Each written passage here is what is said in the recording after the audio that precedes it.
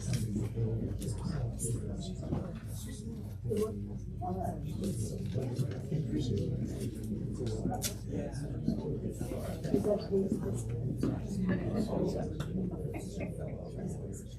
everybody. Thank you so much for coming. Your attendance at events like this and your purchase of books is what helps us keep having these events.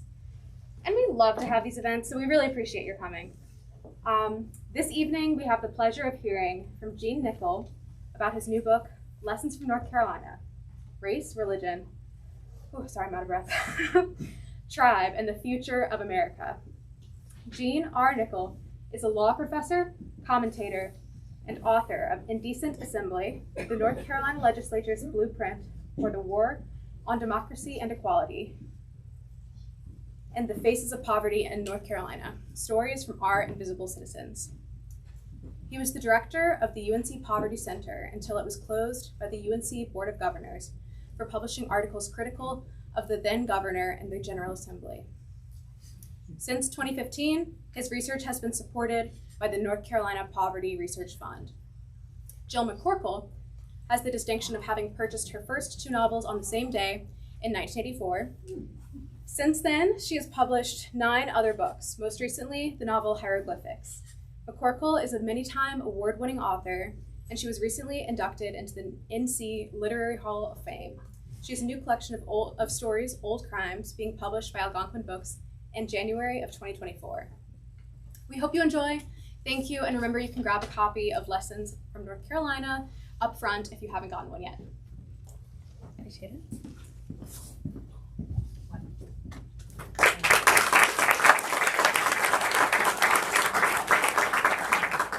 Thank you for being here tonight. A shout out to Lynn York and Blair Publishing. You do such beautiful work, and this is a very important one.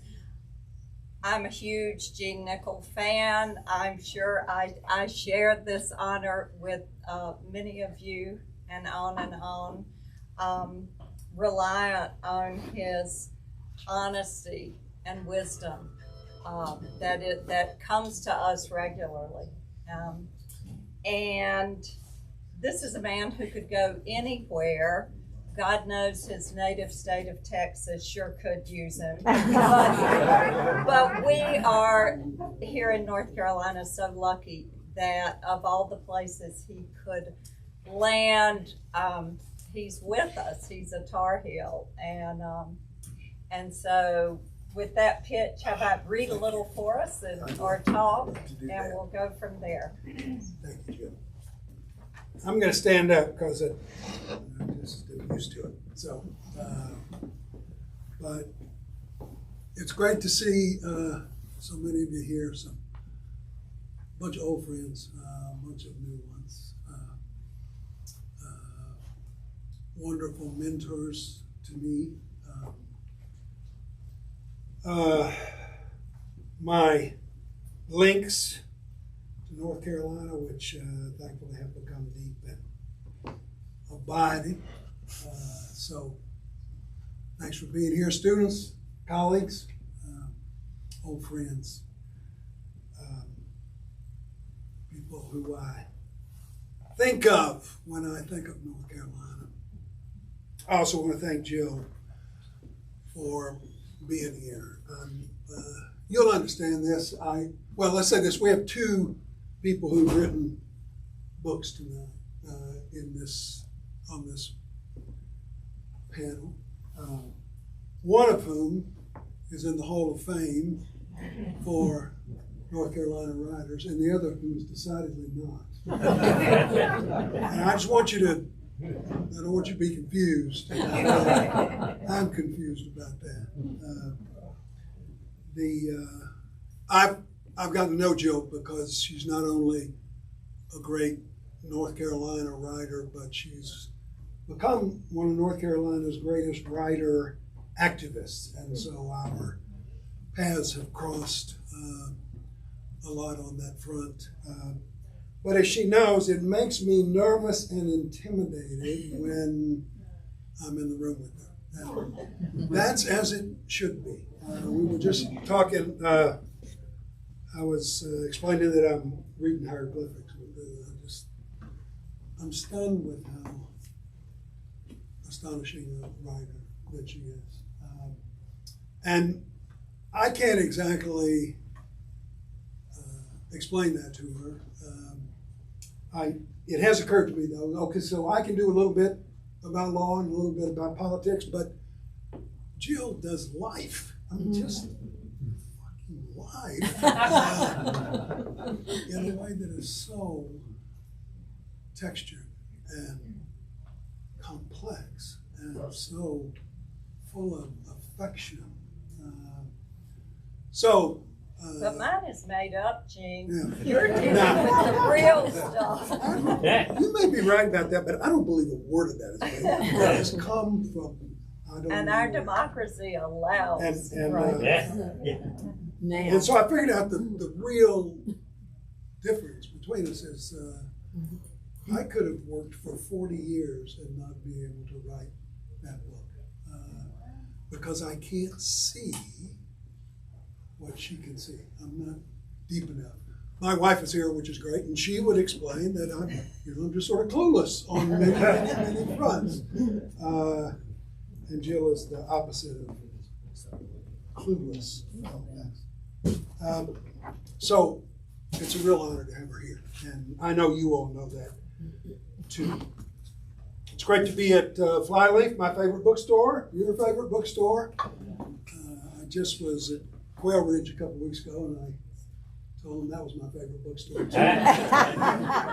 Though I did say I'm going to go to Flyleaf in a couple of days, and that's my real favorite bookstore. A great part of our community. For those of you who hadn't seen for a while, I apologize for the hair. You know, what are you going to do? Love it. I hadn't got a haircut since the COVID business. I figured out you don't have to cut it. You can just sort of rope it up back there. There are worse things. I'm not sure what they are. But, so I'm going to talk about this book a little bit tonight. I was thinking about this, my third book on North Carolina public policy and law and the General Assembly. That means that, I don't know, I'm a sucker for punishment. I like to be disappointed. I've got a sour sense of humor. I don't know exactly why I can't get off of this. Maybe it's that no one else will write about North Carolina and its politics. I think the truth of it is I've tried to figure it out. My employer has worked so hard to keep me from saying anything about politics in North Carolina that I just kind of can't resist it. And so Good for back. you. So this book, I don't know if you noticed it, is dedicated to the Board of Governors of the system. And also with a little side shout out to Phil Berger. So I'm going to talk 15 minutes, something like that, 15 to 20 minutes. Bill, that's okay, right? Did you bring your guitar? Okay. And then we'll hear from a wiser person and have some discussions. I know this room a little bit, and so I think there are questions here. So,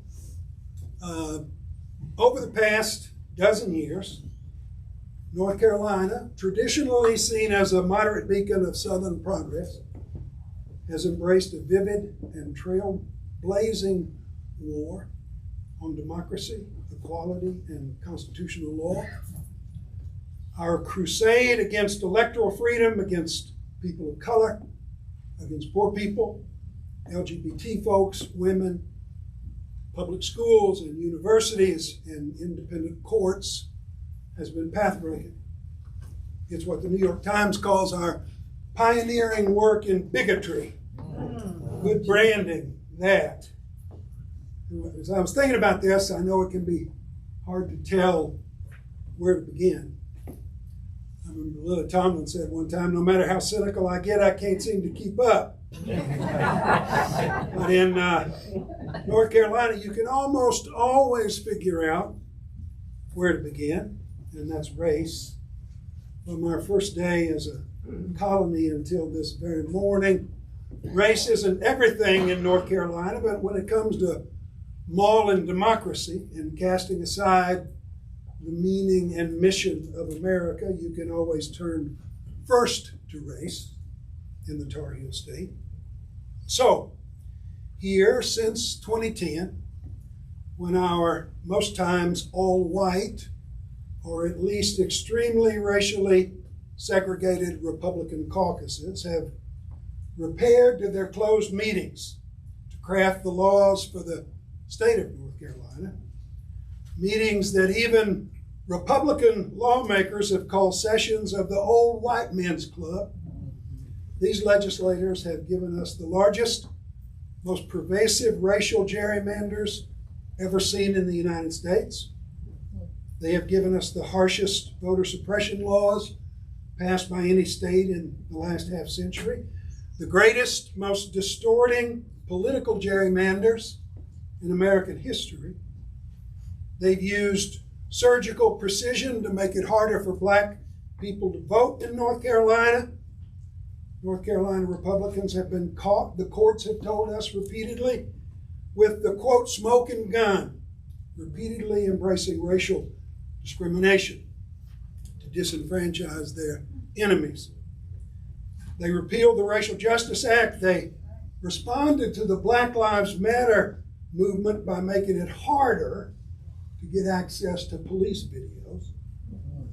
Harder, goddammit. They invented special new criminal penalties of late for black demonstrators, as they've welcomed AK-47s for angry white protests.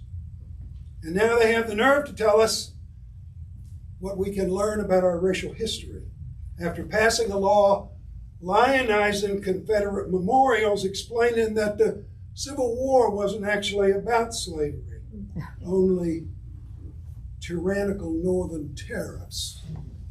Lincoln was wrong, apparently. These Tar Heel Republicans were right. The North Carolina General Assembly's governing Republican caucuses not only look like a white people's assembly, they govern like one, and they are apparently proud of it. And they've shown us that once you've cast aside the central purpose of America, what Lincoln said was our defining cause, liberty to all. Once you cast aside that in one arena, it becomes easier in the next, and the next, and the next. Breaking the compact becomes contagious, imperialistic, viral.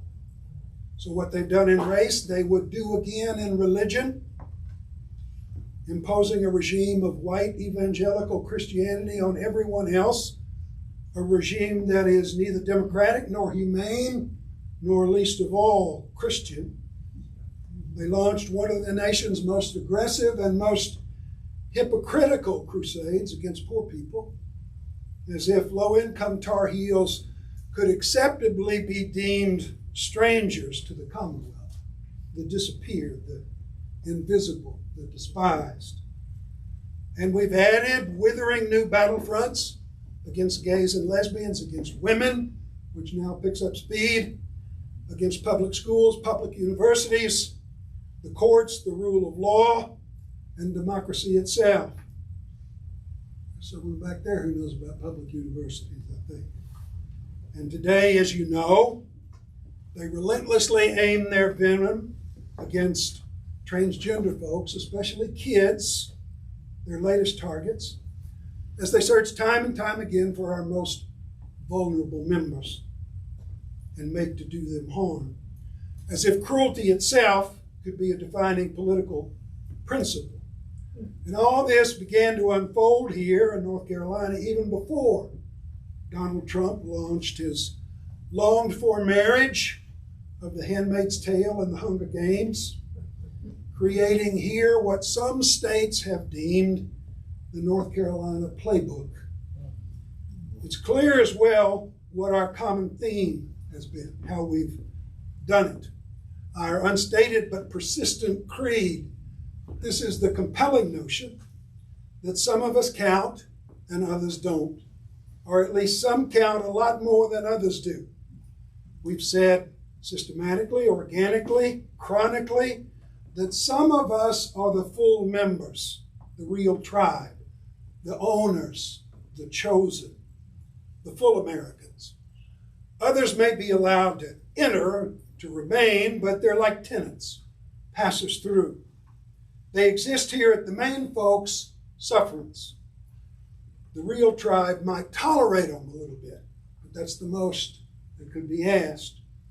If our creeds and constitutions seem to demand more, to demand equal dignity and opportunity and full membership and participation, then those creeds and constitutions will simply have to go. They'll have to be discarded. Despite all the blood and sweat and sacrifice spent in their cause, these defining commitments will have to give way. We believe in democracy only as long as we're guaranteed to win. We believe in equality only so long as our dominance is assured. So it's not only necessary that we beat our adversaries at the ballot box or on the State House floor, we need to disqualify them, to exclude them, to handicap their participation. It's liberty for our folks and submission for the rest. Equal justice under law in North Carolina carries this damning, disqualifying asterisk. There's much to regret in this dozen-year-long battle against democracy in the Tar Heel State and beyond. First, constitutional lawyers on both the right and left have long assumed a set of givens in the United States. There will and should be ample, continuing, and enthusiastic policy disagreement in this constitutional democracy. We'll argue relentlessly about the budget and taxes and spending levels, economic rights, subsidies, infrastructure, environmental issues, climate change, regulatory burdens, teacher salaries, labor issues, commercial development, and more. The list is literally endless and evolving. On all these fronts, we propose, debate, lobby, form coalitions, hustle, and embrace the tools of politics, recognizing that in the end, the majority's preferences will prevail. But constitutionalists also necessarily have assumed that on an array of other fronts, we agree.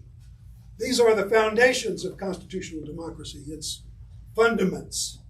They are, in essence, the rules of the road that allow democracy to actually function. Often they are clear, even robust, sometimes textual mandates like the right to vote, the right to speak, freedom of the press, the right to assemble and protest and organize, the right to free and unhindered elections and travel, the right to fair representation. The list is long. It takes no great perceptiveness to see that on some level, such rules have to be developed and enforced if the democratic venture is to endure. It's not unlike the rules in a town hall meeting, giving everyone an equal shot at the microphone, lest the undertaking is no longer actually to be a meeting of the town. And often these foundational rules are softer, more fluid, more malleable. Rules like separation of powers and checks and balances and federalism and local government prerogative, academic independence and governance, and deference to organizations of civil society. These are all methods of ensuring in a robust and democratic society that there is breathing room to function without authorities becoming too dangerously amassed in too narrow confines. And though we might not as readily be able to precisely identify the lines of demarcation, we understand and embrace this need for diffusion. These guardrail norms, hard and soft, are the givens, the shared commitments of constitutional democracy. And our general framework, we've always thought, is that we all agree on these pathways as we fight about everything else. In fact, it's that agreement that allows us to effectively and accountably fight on all these other fronts. When you lose the election and the control of the State House, you don't burn down the legislative building on your last day in office. You go home, you gather yourself, you regroup, you organize, you learn from your mistakes, and you try again next time. Over the last decade in North Carolina, we've learned that these shared commitments to foundational standards are decidedly weaker than constitutional stalwarts might have assumed. The mistake was perhaps understandable because these are, broadly speaking, the norms that we pledge allegiance to and fight our wars for and sing our hymns about and recite hopefully to our children and attest to as providing the mission and meaning of our nation. In fact, though, they've turned out to be weaker, less durable, more contested, and far more willingly transgressed than I and many others have presumed.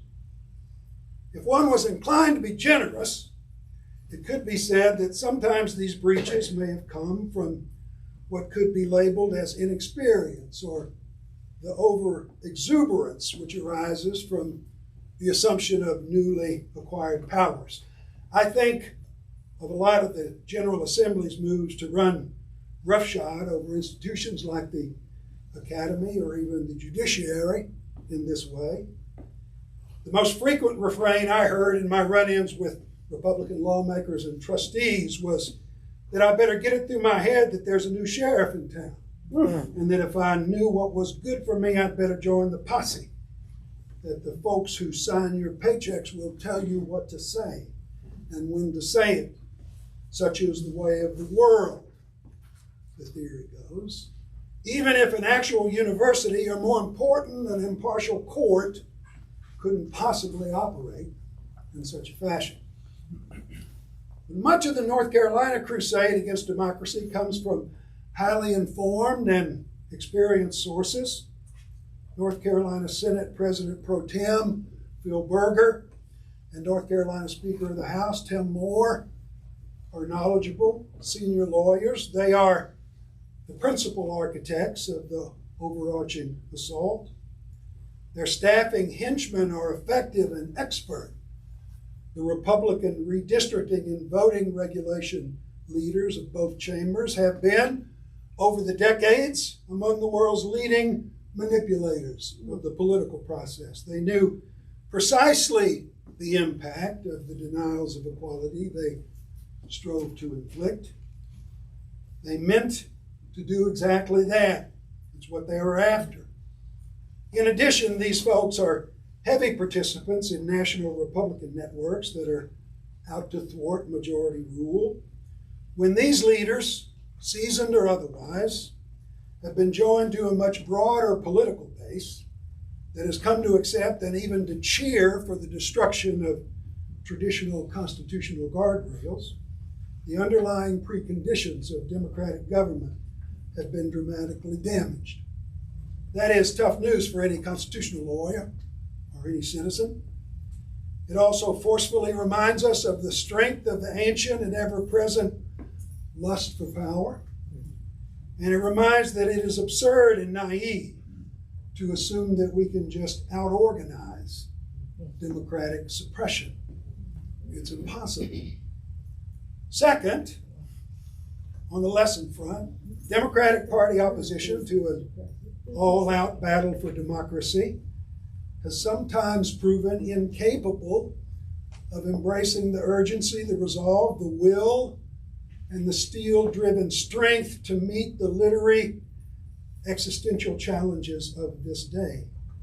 Perhaps Democrats have waged politics in a defensive posture for so long, fretting to show that they're, above all, not as bad as the Republicans, that they've lost some of the power of leadership. After all, a watered-down Republican agenda is still a Republican agenda, and a claim that one is a weaker, paler, softer version of one's adversary hardly spurs others to take the hill. But Democratic standard bearers here and across the country have often failed to behave as if they understood that the American experiment actually hangs now in the balance. Or here in North Carolina, they perhaps assume someone else will step in and save us, maybe the Moral Monday movement, the Southern Coalition for Social Justice, or the ACLU, or Common Cause, or Black Lives Matter, that things will work out. All facts to the contrary.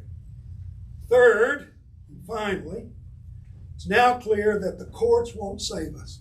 Not in Washington, not in Raleigh. A half century of mostly Republican Supreme Court appointments has promised, disingenuously, justices who would play honest referee, honor precedent, and be guided closely by the text and history of the Constitution. Instead, the most activist, partisan, and deeply ideological court in American history has been launched. Its legacy aimed at privileging wealth, right-wing Christianity, and white ascendancy over democracy and equality. And its North Carolina counterpart is moving into line. The unknown at this point is how much damage to the American experiment they'll be allowed to inflict before they are, one way or another, disarmed. In the past decade, North Carolina has benefited notably from the remnant protections of independent federal judicial review. But in the final analysis, all federal judges will ultimately be required to bend to the knee of the United States Supreme Court. And that means they'll have no future constructive role in the cause of justice. So we can be well reminded tonight of Ulysses Grant's quote a century and a half ago. There are but two parties now, traitors and patriots. As Donald Trump bullies the Republican Party nationally and Republican legislatures across the country move to demolish their adversaries' electoral rights, I'm not certain most North Carolinians recognize that their democracy is seriously imperiled. Most are reluctant to conclude that an array of their leaders is out to end the American political experiment. But as in the 19th century, in North Carolina, we now have a massive group among us, powerfully positioned, who are willing to throw over democracy in order to assure their ascendancy, their permanent ascendancy. With a dominant political party committed to autocracy, we're treading new ground, at least new ground in modern times. Many of our leaders here and across the country have proven themselves unfit to govern, unfit to be trusted with moral and political leadership, and that's not going to change. They have shown their surprising stripes. We have to be clear in our own heads there is no unity to be had with people who don't believe in the American promise. There is no compromise with authoritarianism. Meeting seditionists halfway only makes one complicit in the war against democracy. And the pro-democratic forces in this defining struggle can't be the gentle ones, the sweet and civil opposition. The stakes are too high. Our founding commitments are literally put into play right before our eyes. As Heather Cox Richardson has written, this is not the only story from today, but it's the only story that historians will note from this era. Did Americans defend their democracy? Frederick Douglass offered eloquent and inspiring direction for such times, referring unsurprisingly to the launching of the Declaration of Independence. He said, "I would call to mind its sublime and glorious truth. Its mission was the redemption of the world from the bondage of ages. Put away your race prejudice. Banish the idea that one class must rule over another. Recognize the fact that the rights of the humblest citizen are as worthy of protection as those of the highest, and your problem will be solved. Your republic will stand and flourish forever. Nor was Douglas unclear about the necessary tone. It is not the light that is needed, but the fire, he said. It is not the gentle shower, but the thunder. We need the storm, the whirlwind, and the earthquake. The feeling of the nation must be quickened. The conscience of the nation must be roused. The propriety of the nation must be startled. The hypocrisy of the nation must be exposed. The South has always been a pivotal place in American struggles for equality. As my friend from the Moral Monday movement, Roz Pellis, has put it, the South is where change needs to happen most, and it has also been a place that has catalyzed change. The two are connected. Reverend Barber constantly echoes that claim. If you're going to change the nation, you got to change the South, and if you're going to change the South, you got to focus on these legislatures. Or as my new colleague, Tressie Cottom, would have it, I keep my eyes on the South for a lot of reasons. This is my home. It is my region. It is the region of the nation's original sin. Nothing about the future of this country can be resolved unless it is first resolved here. Not the climate crisis or the border or life expectancy or poverty, unless you solve in the South with the people of the South. So, these last years have been unnerving. We have been somewhat undone. People like Trump and his North Carolina consigliere, Mark Meadows, and a ton of their cruel acolytes across the land have exuded a venom that threatens to engulf us all. They almost convince us by accretion that there's no honor in being human. There's no character, no morality, no courage, no obligation, no duty, no integrity, no idealism, no meaning, no love, no habit of heart. There is only the more powerful crushing the less advantaged, only the villain stalking his prey.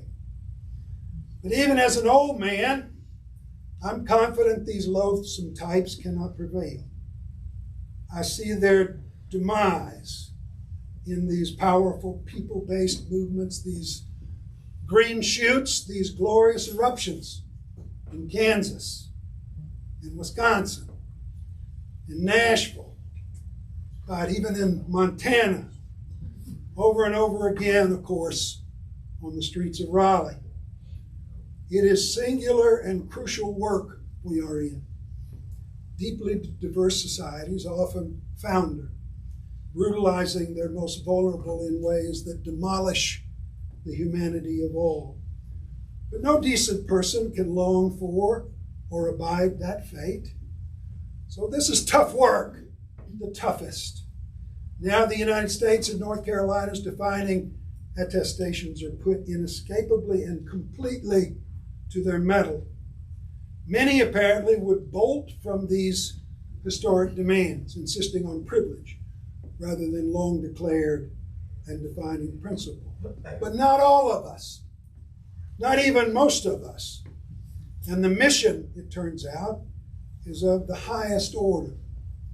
We learn slowly, grudgingly, but finally here, that we can't be only the heirs of freedom. We must be its guarantors. We can't claim liberty's gift without also assuming its obligation. We've come to understand, even if reluctantly, that democracy is never a final achievement. It is a call to unending struggle. We believe that the arc of the moral universe does indeed bend towards justice, but we understand that's the case only if we ourselves do the bending. And most crucially, we refuse to give up on the idea of an America for all, even when it hangs frighteningly in the balance, especially when it hangs frighteningly in the balance. All right, so I'll stop there. And we can,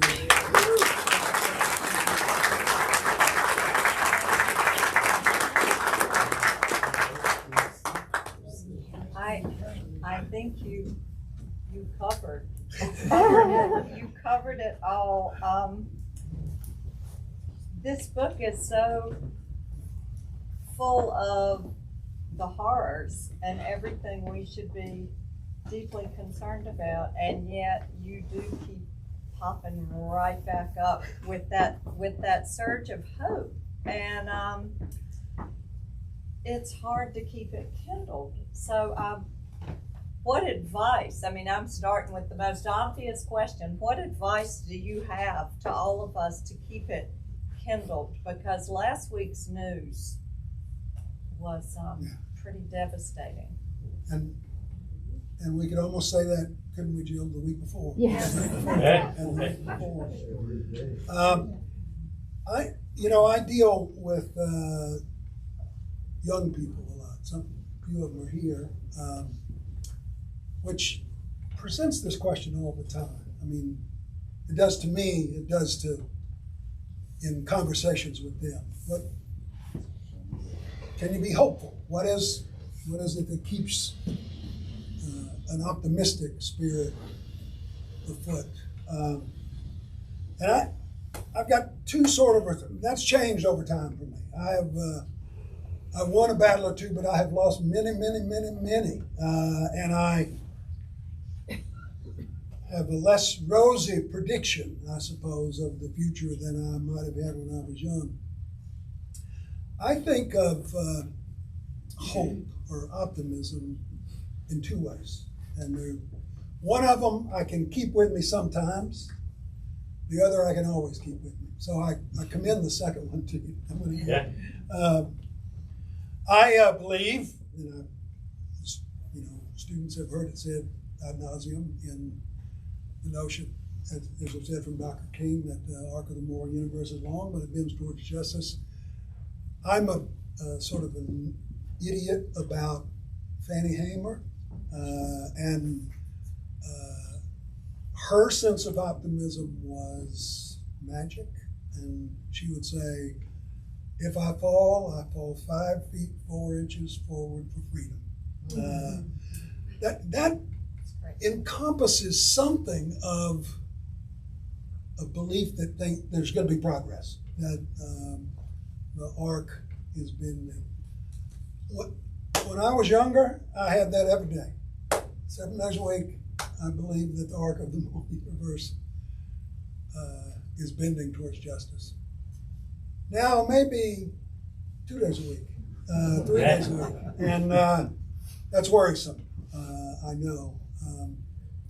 Some of that has to do with the challenges of working on poverty questions along with race, because even someone who's been worked on poverty questions for as short a time as I have, 25 years, has seen a change in the country about poverty, which makes the prognosis even worse than it would have been 20 years ago. So I concede there are difficulties here. Here's my second definition of hope, the one I always kind of keep with me. I love Václav Havel. Pat Devine is here. We are Václav Havel idiots. Havel said this: look, hope is not a description of the world around you. It's not a prediction of success. It's a predilection of the heart, a predisposition of the spirit. And kind of expanding on that, I'd say it's the conscious choice to live in the belief that we can make a difference in the quality of our shared and sometimes threatened lives. To me, it's the nobler of contested hypotheses. I mean, I don't know which is right, but I like that one better. And Havel was sure, and I'm pretty sure, this is weird, I had luck to have long discussions with this about this with Molly Ivins when I was younger. We all get some lucky shit. That's one of them.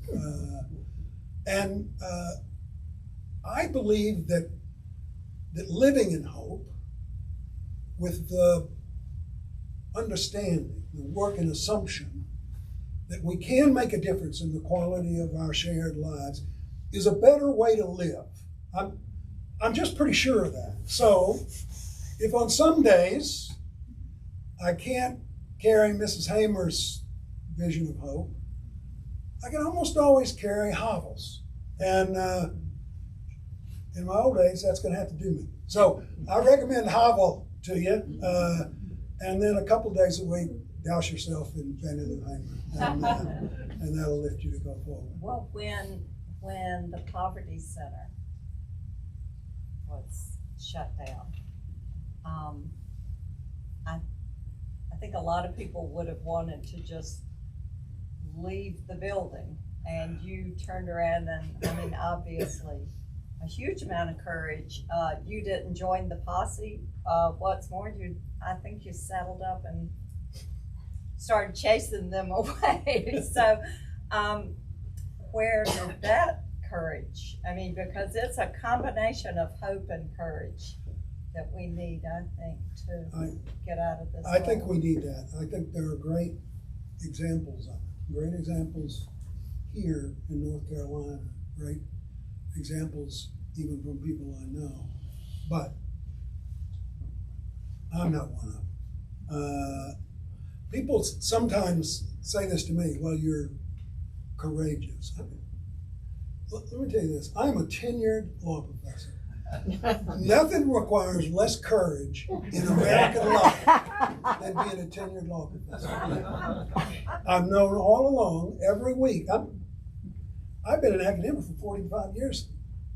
I've forgotten how many times the place I was working for tried to fire me, but it's more than 5. It's more than 10. So I know that they can't fire me. I know it because they tried, and it doesn't seem to work. So here's the thing.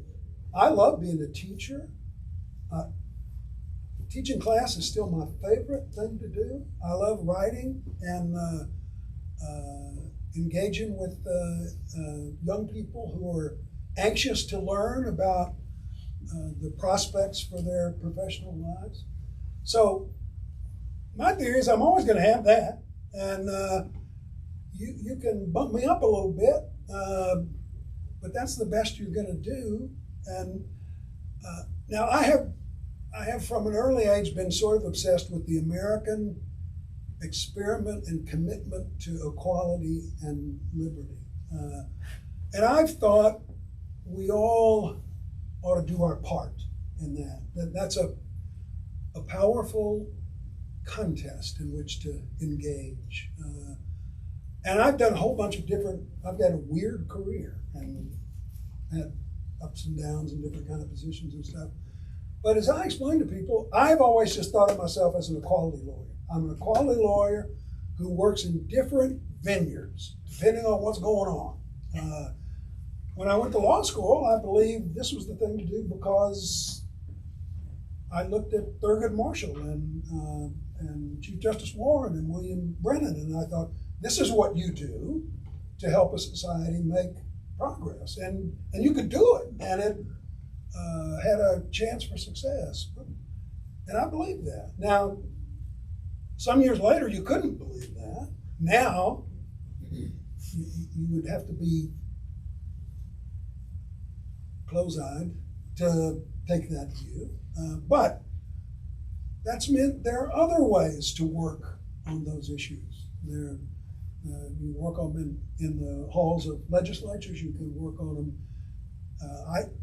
This is weird, I know, and I probably never said this when I was interviewing, but that's what I always thought when I was a dean or even a president. I thought I'm working on equality issues. It probably shows some of the stupidity of it. And then sometimes I've even thought, as far as I can tell, the only way to work on these issues is actually in the streets, in the Capitol. And a lot of the last 15 or 20 years, that's what my view has been. But to me, it's always meant working on the same thing, just finding where you can do the work. There's always a place to do that work, and always the possibility of making progress in the doing it. I just was lucky enough to figure out sort of quickly what it was that I was moved by, what it was that seemed great, and then just kind of moved around and found ways to work on it. Well, the whole chapter on poverty in North Carolina is heartbreaking and enlightening when you to read the statistics. And I found really moving the very end where, again, you quote Reverend Barber and you say two of the best sentences you've read in some decades. And I wasn't including your book, though. And you're off the hook here. I love these sentences. The quote is, "We cannot allow people in power to be comfortable with other people's deaths. We just can't allow that anymore."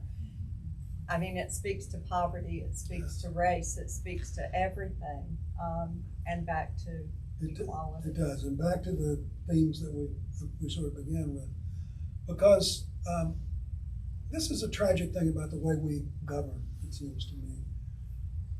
We allow transgressions, wounds to occur. We even help inflict them, which I think if we knew the people, we might not put up with.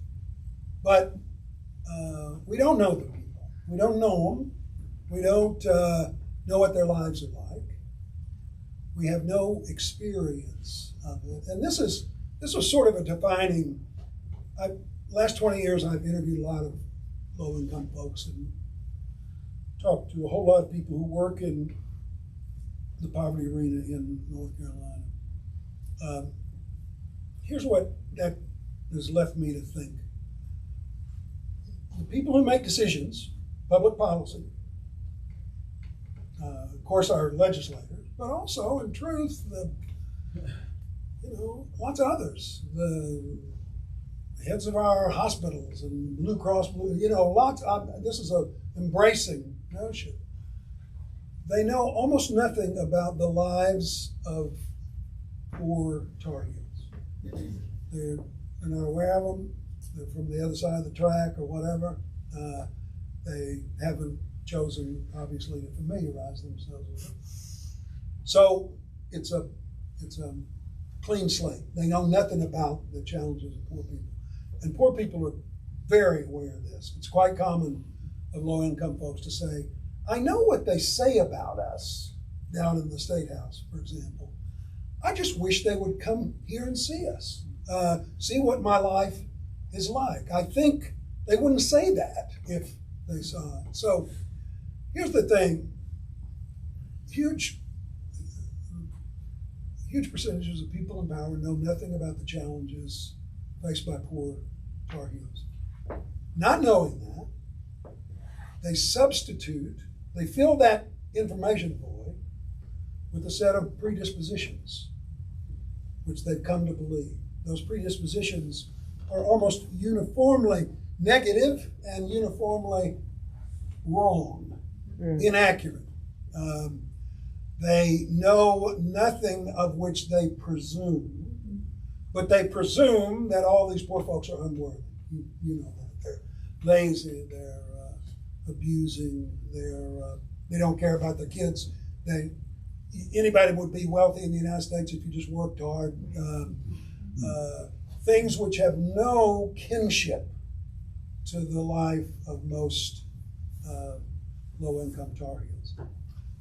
But so our policymakers don't know anything, and they fill that void with a bunch of working assumptions that are wrong. Third, more troubling, being wrong, they're not capable of being rebutted. I used to think when I was younger, if people understood more about the challenges of low-income folks, they wouldn't think it was okay. They want to do something about it. I have the working assumption, which I'm more doubtful about now in my old age, that the United States is not the most greedy and heartless country in the world. Part of our challenge is we don't know about the challenges of our sisters and brothers, and we do something about it. But now, very frequently, I've been sad to learn that policymakers are impervious to that message. You can prove it to them. I'll give you a little example. I know I'm talking too much. No. Some years ago, maybe 4 or 5 years ago now, the legislature passed a program which said that Work First recipients, this is a tiny little welfare program that we have based on poor kids. We talk a lot about welfare programs. I think there are 35,000 people in North Carolina who get this program, and we make a hell of a lot of hay out of those poor 35,000 people. But so we passed a law which said to get Work First benefits, you have to pee in a cup. You have to undergo drug testing, or at least a big chunk of folks would have to undergo drug testing. And I thought that's cruel and unfortunate. The people who developed the program said we're going to have a pilot program the first year. And so we're going to see how this works. We're going to run the pilot program. I'll get them to come report back to us, and we can see how successful it's been or not. So the year passes. They come in and report, and the agency that enforces it reports that fewer than 3%, or 2.2% of people who were tested in this program tested positive. And even then, half of them didn't lose benefits because the benefits weren't going to them, but to their kids. So not much of change. I remember saying to some of them down there, Christ, if you all wanted some positives, you could have come down here to Chapel Hill, walked across campus at the time in the afternoon. You get at least 60%, I guarantee you, if you're just wanting to get some positive drug tests. So anyway, they have this hearing. The legislator, to his credit, who came up with it, said, I am shocked at those numbers. I just did not expect anything like that. I believed that everybody in this program was laying out, taking drugs. That's why they're on the program. I come from a Republican caucus in which everybody thinks that. That's what we talk about. So I'm really heartened to see this. Then you might ask, I didn't actually get to talk to him about this, well, what'd you do with the program? Did you, in other words, you're spending a whole lot of money to do this drug testing based in your false presupposition. You're learning that money is being wasted because your presupposition is wrong. So did they at least cut out the drug testing? No. No, why would they? My thought was, and I assume they're still doing it, my thought was, well, it still serves some purpose. You're humiliating poor people by making them do this. But that's my example of being impervious to the challenges that people face, and then refusing to cure that lack of knowledge, sticking to it like it's a religion or something. It's just like a creed that we're all committed to, this notion that poor people are unworthy. And that's enough to break your heart. I can keep asking questions, but I know there are probably some from the audience, so I'd love to. Yes. I'd like to get your take on what's happening in public education in this state, higher education, UNC, the boards that are out there. Where is this going to land in your vision here? Mimi? Eric? Well, okay. I have my cut, and I'm nobody cares what I say. People care what Mimi says. So we want to have Mimi talk. Now, I think, first of all, easier disposed of because it's so horrifying, K-12. K-12, which is one of North Carolina's blood deep, bone deep commitments as a people, I think. One of the things I loved when I came here and went from county to county to county was how much people were committed to public education and also public higher education. They said things that I hadn't seen in states before. That is, some version of North Carolina is a better place for all of us because of public education, and particularly public higher education. And they would say that, I love this more than I can say. They would say that about their kids, even though their kids hadn't gone to the public university system. It was a sort of general belief that this is what has lifted North Carolina. And when I became very close with Bill Aycock and Bill Friday and sort of studied at their feet, I was, no, that's factually true. It's no wonder they think that. So there's a powerful commitment to public education in North Carolina, and it's being destroyed right now by folks who are committed to destroying it, who have been committed to destroying it for 20 years, one step at a time, who spend their whole public policy lives trying to demolish K-12, public K-12. They try to torture K-12 and squeeze people out and then provide nice off-ramps out of the public system to heavily subsidized private schools. And then they claim, frankly, I know this is heresy, but something I just don't believe because I'm too old. And that is that people will decide, parents will decide what's best for their kids when it comes to education. Bullshit. You can only think that if you've never been around parents. But now we're finally moving to encapsulate this, what's been this long time goal. We're going to have vouchers, period, across the board in an effort to dismantle public education. I think North Carolinians are going to be shocked and wounded by this eventual result. And I think this is going to happen. Here's my prediction, which shows the difficulty of politics. 15 years, you will be, I won't, be talking to parents, and they will say, God damn it, somebody destroyed the public schools in North Carolina. I'm pissed. I'm furious. And then some of you will say to them, remember we were telling you that. We said it over and over and over and over again, and you didn't listen. That shows part of the difficulty of political discourse, it seems to me. I use K-12 because I know Carolinians believe in K-12 education to their guts, and yet it's almost impossible to stop this dismantling of it in our present politics. The university is additionally worrisome.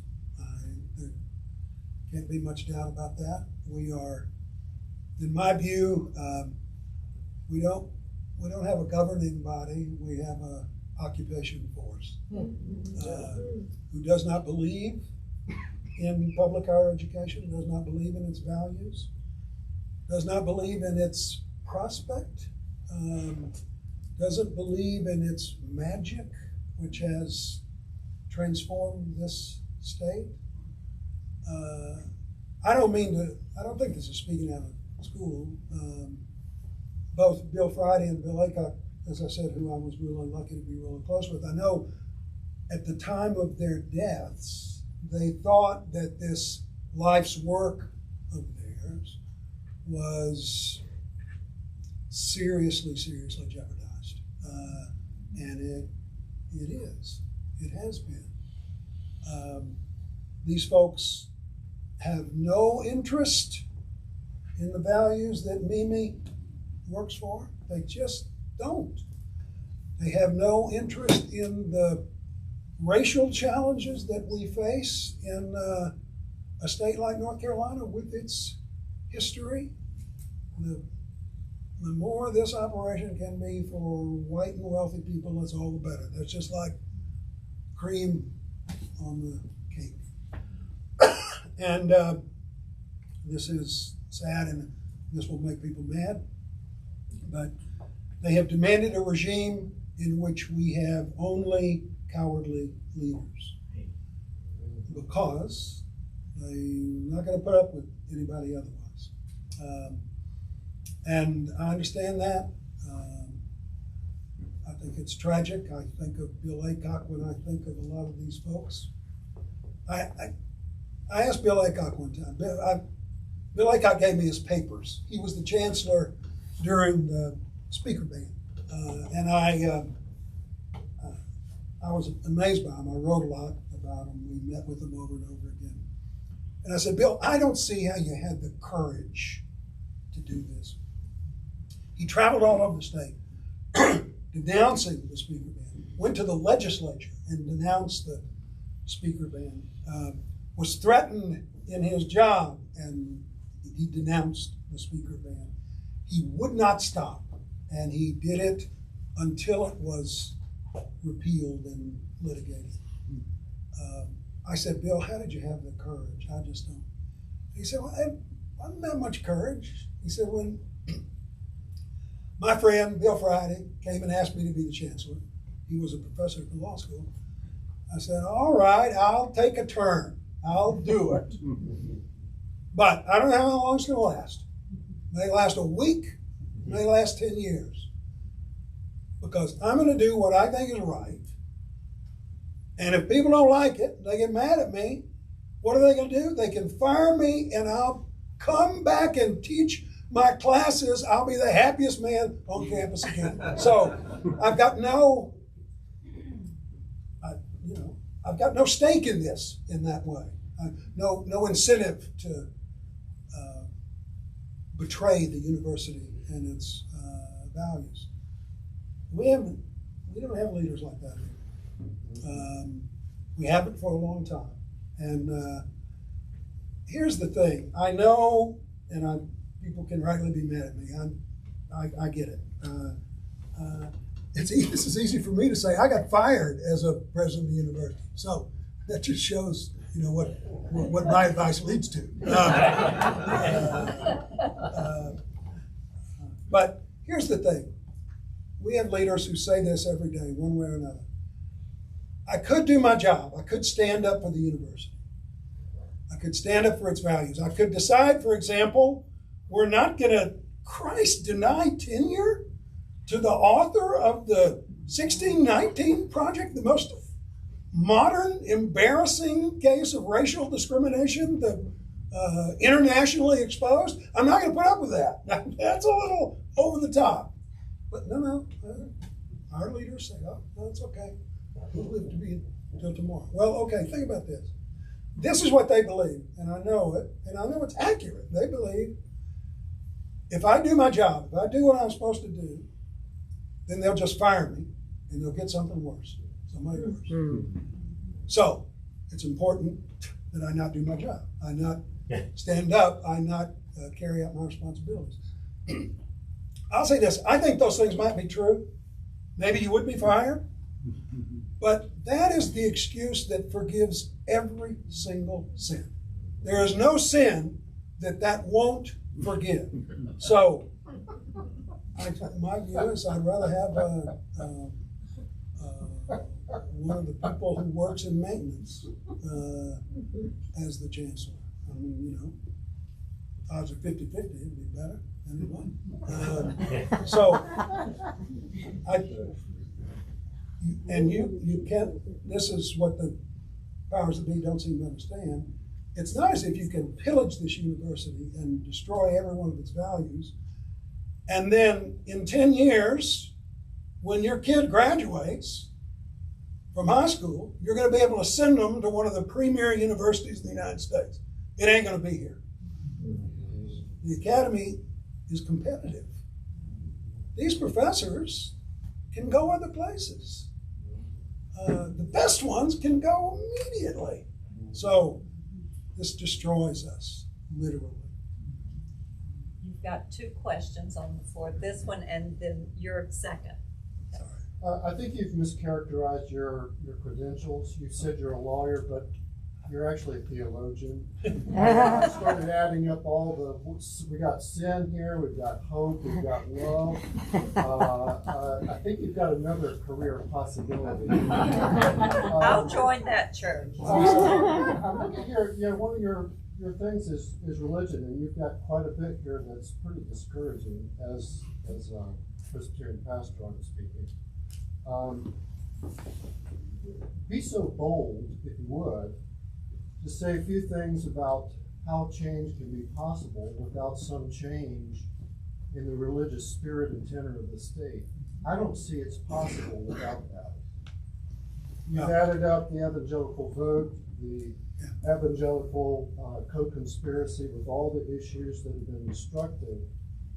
Politics is over here, but religion is they're cousins, if not brothers and sisters in this whole effort. Yeah, that's sad and true. I'm not a. I used to travel with Reverend Barber a lot, and we'd talk a lot. And, so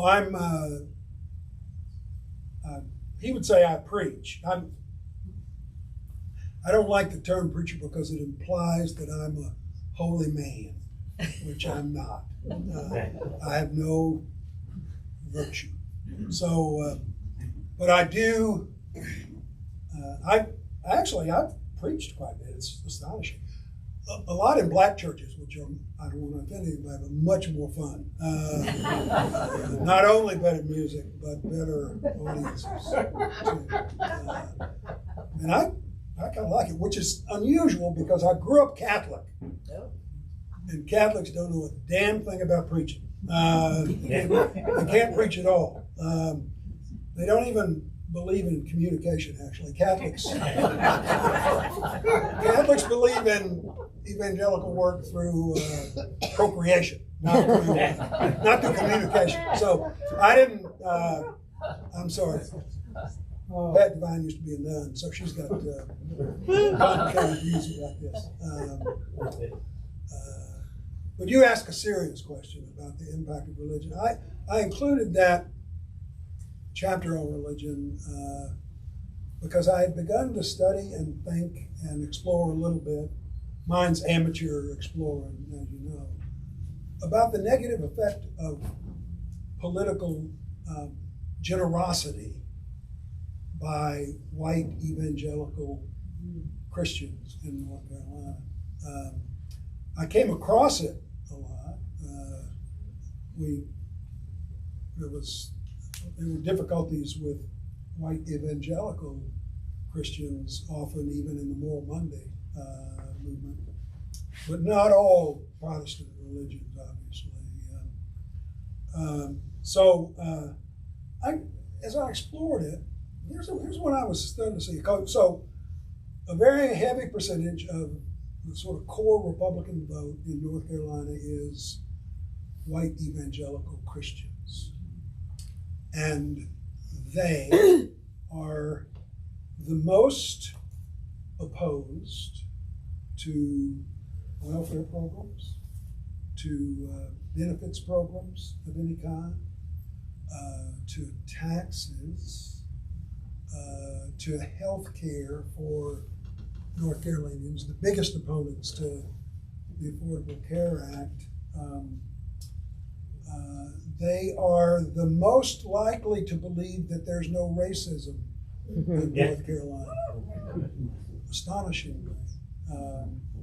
They are the most likely to demand guns.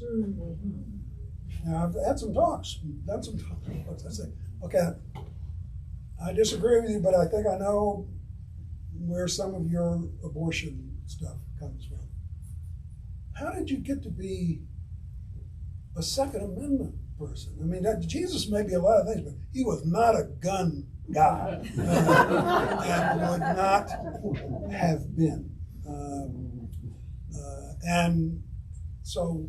And then in practical speaking, just as you're indicating, white Christian evangelicals were the biggest opponents to the gay marriage provision. They were the biggest supporters of the bathroom bill. And as I said, the biggest endorsers of guns in North Carolina. And it made me think, in this book, I do the lousy thing of quoting at some length the Sermon on the Mount. Which I'm not good enough to claim that I can live by the Sermon on the Mount. I'm not virtuous enough for that. But to me, it is the coolest group of words ever thrown together. And I think it's fair to say that there is no group in North Carolina, political recognition, no political group in North Carolina so dramatically opposed to the Sermon on the Mount as white Christian evangelicals. Their agenda, I mean, I know that's a hateful thing to say, but their agenda is the farthest removed from the Sermon on the Mount of any grouping in North Carolina. That made me think, that's odd, isn't it? What you call your? I wouldn't get anybody in an argument about their religion, but it made me think. This is not a religion in this sense. It's not. It doesn't lead to this. Your affinity for Jesus of Nazareth doesn't lead to a change in behavior or an interest in behavior. It's a tribe. It's our group, white Christian, maybe evangelicals. And I remember researching earlier on in my own lousy amateur way, the Freedom Rides, and I was recalling that, boy, one of the most astonishing things about the Freedom Rides, I think it was in Philadelphia, Mississippi, that they come up on a Sunday morning at the Greyhound station, and people pour out of the churches on Sunday morning to attack and almost beat to death John Lewis and others. And they took their descriptions of it. I talk about this. They were in their Sunday duds, all dressed up. They had their cool, nice shoes on. They brought their kids with them and had their kids join in the brutality. And then a good chunk of them, when they got finished, beating the life out of those folks, they went back to their church, to the potluck that you have after the services. And you just thought about how could that be? How could people Christians, leave their church, go beat the living life out of a bunch of nonviolent protesters and come back and eat your macaroni and cheese. And I think that's because it's a mistake to think of that as a religion in the traditional sense. It is a grouping, a tribe, and they felt, and this is what I think folks feel in North Carolina, they felt their traditional ascendancy is threatened. And so we're going to fight in whatever way it requires to fight to secure that ascendancy. And that's a great burden to North Carolina's progress. And I think it sort of needs to be understood that way. That's shocking. You've got a patient question, yes, right? I'm sorry. So, I was an educator at Duke in public policy for many years. So I want to return just to the topic of education, not to get into the weeds, but I'm looking for hope. And I'm wondering what you have to say about the views and the future views of the students you're now teaching and interacting with in a public university in North Carolina. Yeah. That's what I thought.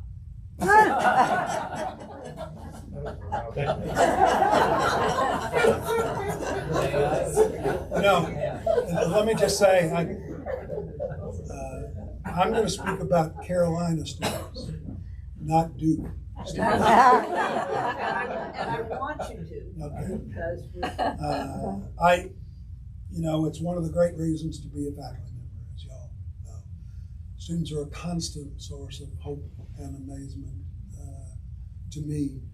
It's also true that, sometimes we think that these students, I don't know what they're even called anymore. I don't keep up with that stuff. Gen Z or X or whatever you are, whatever you guys are. So, we used to claim that they're not so idealistic or they're not as engaged. That's clearly wrong. They're gigantically idealistic. They are gigantically engaged. It's just they're not interested in partisan politics because they've seen the shit their whole lives. They haven't seen anything better. They're not interested in the kind of traditional ways of activism that I think about. But they're interested in doing it themselves, in creating what they think is a better life through their own efforts and those of their colleagues. Much better than we were, I think. Powerfully committed and powerfully inspiring and full of hope. And that's why, too, when I mention these little glimmers of hope, now, to me, they're almost always young people.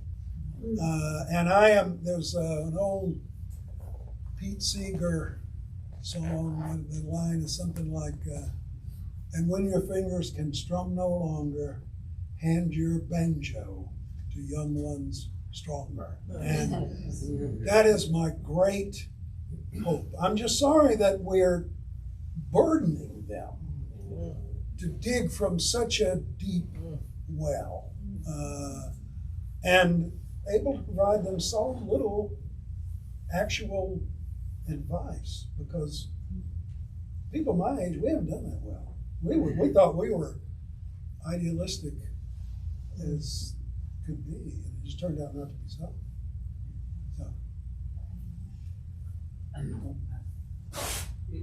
Is the quest for equality, I know it has a lot of hindrances of racism and so on, is it also hampered by the current modes of capitalism that is practiced in this country? Yeah, I'm sure it is.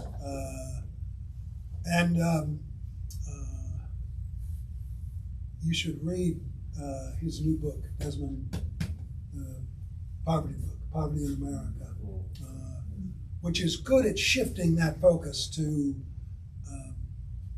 profiteering on the poor. Not just, I've tended to focus all my life on the government policies. And that is directly related to our shortcomings of our economic system. But I'm not a great, I have thoughts about capitalism, I guess.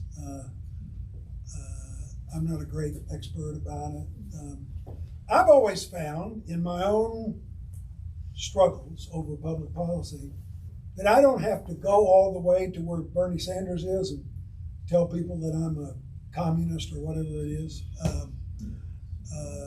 because throughout my whole adult life, I have seen circumstances in which we have set up government policies that either by intent or through dereliction make life inequitably hard for poor people. And so I thought it's very important to get to Marxism or something and figure that out. I don't have to go that far because there's no argument, whether you're a capitalist or whatever you are, for developing public policies that hinder, burden, and despise poor people, which we do all the time. So my theory is, if I can ever get all those fixed, then I'll think about what our economic system would be. But it's looking, I'm almost 72 next week, I think. So I'm not showing great progress on getting all those things fixed. We have time for one more. I think we're probably but we'll do one more and then. Does that still leave Bill Ferris time to play the guitar? Sorry. Well, Yes. with the interest in things being better that exists in this room, being, here for this reason, to hear you, Gene. I'd like to just share that Gene Nichol will be speaking a week from tonight at 7:30 at the community church to a group of people who have been meeting since 91, looking beyond the headlines and equipping each other for positive advocacy. It's called Balance and Accuracy in Journalism. And we're proud to have Gene Nichol this coming Tuesday evening at 7:30 at the community church, which is on Purefoy Road. Thanks. You know me, wherever two or more gathered. Well, I think that's a great place to wrap it up.